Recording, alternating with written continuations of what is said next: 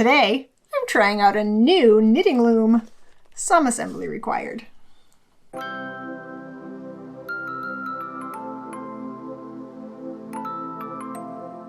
Hello? I got a thing. I've been thinking of trying to 3D print a knitting loom with the pegs really close together, like the ones that I got from Maker Crate. But I couldn't really decide on just one size because I have a lot of different ideas of what I want to do with it. Good news! This one is adjustable! Apparently, it's also adjustable in the middle of a project. Don't know how to do that, so hopefully there are instructions in here. I guess we'll find out. So let's see what's in here. Got this on Amazon. If anybody is curious, you may either really want it when I'm finished, or you might really not. I don't know. Ooh. Good news. Maybe the news is less good. It's blank on an entire side. There's some instructions. We'll see how useful they are, because I kind of already figured out put the pieces together and then knit. I was hoping for a little bit more in depth. So we've got some pieces, some like straight-ended pieces and some roundy-ended pieces. The little scoopy tool. So that's cool. There are apparently these ones that are round on the end. You can bend on that side, so that would be good for a corner or something. And these guys, and these, that are straight on one end would make sort of a straight edge. I'm not sure why you would go with one over the other. Maybe it's wiggly and annoying. We'll find out. We'll definitely find out. So let me look at the instructions and see if it tells me anything aside from, here's a loom, put it together, make some stuff. So it kind of sounds like, try it out, because we're not telling you. Cool. One thing that I do appreciate is that it tells you how many pegs to use for certain things, like a baby hat, 56, a child hat, 72, adult hat, 80. So also you could probably measure, figure out what the gauge is and actually measure, but it gives you somewhere to start. But specifically for my first project, I would like to do like an ear warmer headband, because my ears get cold and sometimes my hair is not fitting into a hat most of the time. I know, it's a problem. So I'm going to do something like that. I got this really soft yarn, which I will probably show you in a minute. Let's put it together with 80 pegs, which is what they are suggesting, and see what that even looks like. Okay, got these guys. These guys. So you put these together. I'll use different colors so you can see. If you put these together, okay, it's not as easy as they would have you believe. Okay. Then you have a nice solid link, which isn't going to move around. If you add one of these guys, it bends, but it's not super bendy. It's not like you would be working on it and it's just like wah, everywhere. So that is good. I was just a tiny bit worried about that. So let me put these guys together. I have no plans really, so as far as if I should make them straight or curvy, I'll just put some together and make sure that they make a circle. So for my first experiment, this seems to be the right size. See, you put it over, it's got plenty of space to fit on my head. It actually seems quite large, but this is, I think, smaller than the child hat. I think this is 70 pegs, but I forget already. So we'll see if this is way too tight or if it's perfect. Here we go for this. Let me try out my very first adjustable loom project. Here is what I'll probably need.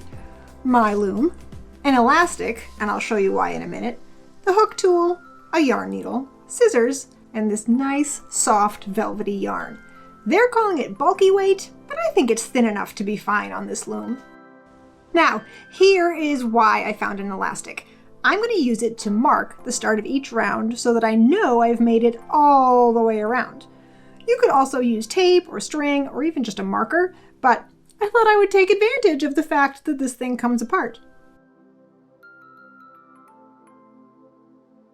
I'm going to start by making a slip knot in my yarn.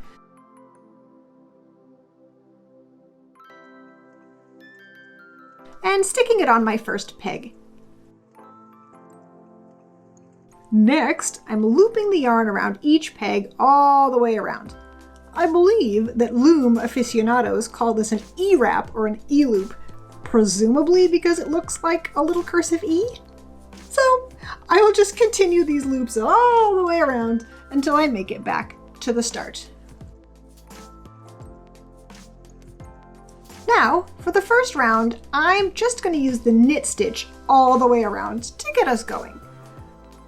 You can use this stitch to make the whole piece, but I'm going to switch off between knit and purl stitches just because I kind of like the pattern and the texture that it makes. So here's the knit stitch. Make your little E-loops around a few pegs, and then use the hook tool to pull the bottom loop up and over the top loop and drop it off the peg.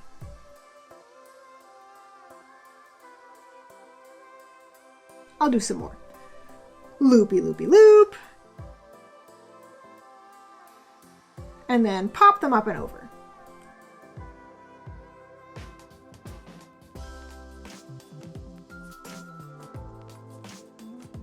And then just the same thing all the way around.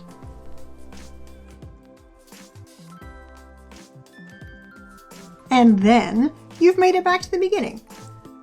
So for my band, I've decided to alternate between 2 knits and 2 purls all the way around. So to help me remember what I'm doing, I've decided that the light purple is going to be purl and the dark pink are going to be knits. First up, we've got purls.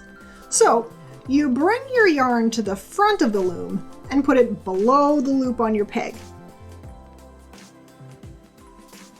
Put your hook in from the top, onto the top loop, to grab the yarn at the bottom and pull it up and through to make a new loop.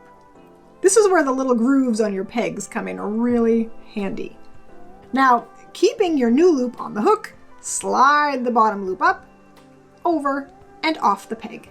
Finally, slide your new loop down onto your peg and tighten it up. Let me get this tail out of the way and I'll show you again. Put the hook through,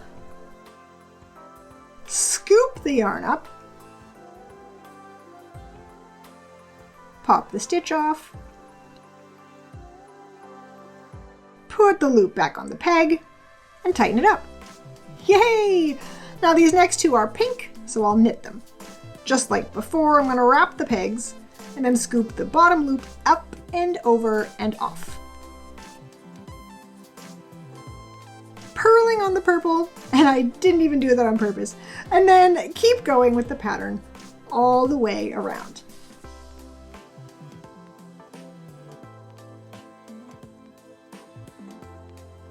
And here's what it looks like at the end of that round. Not too impressive yet, so I will just keep going around and around and around. After about an inch, you can start seeing the pattern, but my ears are bigger than that, so I'll keep going. That's better, and it's nice and soft. Now we need to get it off the loom. I have recently learned a new way of binding off because I think my last way was unnecessarily overcomplicated. Let's see if I've understood it. Instead of E-looping the yarn around the pegs, I'm just sort of passing it in front of the peg and then holding it in the back. Then you're going to scoop the bottom loop up over the top and off. Now you do the same with the next one. So you're supposed to then scoop one of the loops onto the other peg. Can you do left over right, or is there a reason that they did right over left? Oh, yes, right over left is super tight and not too fun.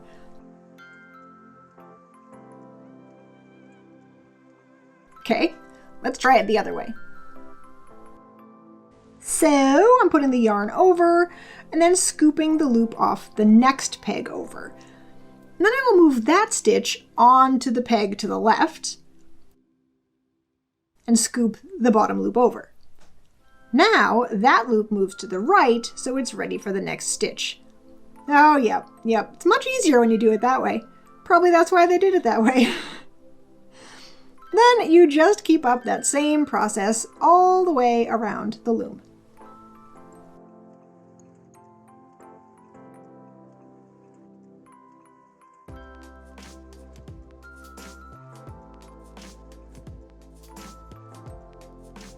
Now, when you reach the last stitch and you have one final loop,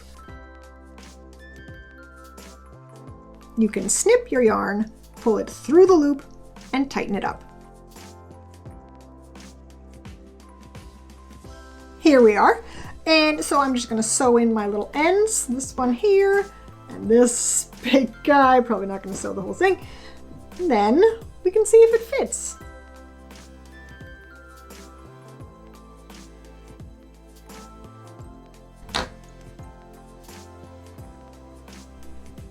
Not gonna lie, it looks kind of big. All right, try it on.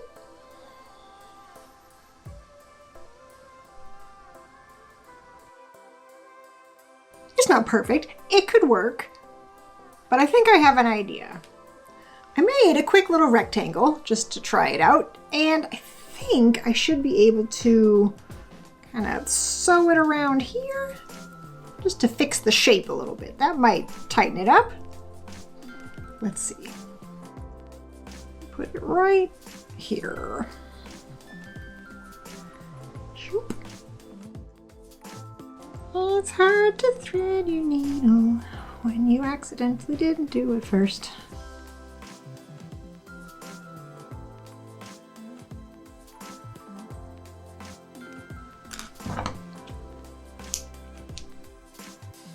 Okay. Attempt number 2. I mean, it's pretty cute. I would wear this. I would probably do another one. Maybe 2, 4, maybe 4 pegs smaller. Apparently I have a teeny tiny head. Great. So long story short, I do think that this little adjustable loom kit could be pretty useful. I do have some ideas for the smaller configurations, so you'll have to stay tuned to see how they turn out. Hopefully a little better than this, although this is warm and I'm not taking it off because it's cold out. I hope you had fun watching this video, and I do hope that you will like and subscribe. New videos come out on Saturdays, so stay tuned for the next one, and until then, be awesome. And I'll see you later. Bye!